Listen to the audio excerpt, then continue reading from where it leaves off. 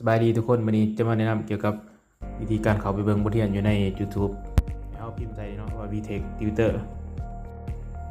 ให้เขามาเบิ่ง EP ที่4เราก็จะเห็นเป็นแบบนี้ว่า EP ที่4เนาะเอาเดือนลงมาดุมวันนี้อยู่บนคำอธิบายเกี่ยวกับคลิปวิดีโอคลิปเซมอนี่เนาะโดยเพิ่มเติมเราก็จะเห็นเกี่ยวกับหัวข้อ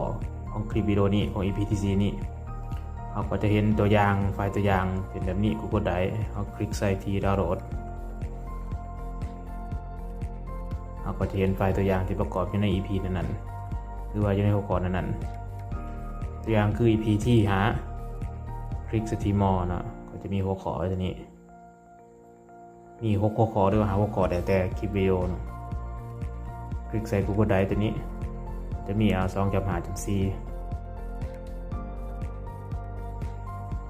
หลังจากนั้นเราไปดาวน์โหลดหลังจากดาวน์โหลดสำเร็จ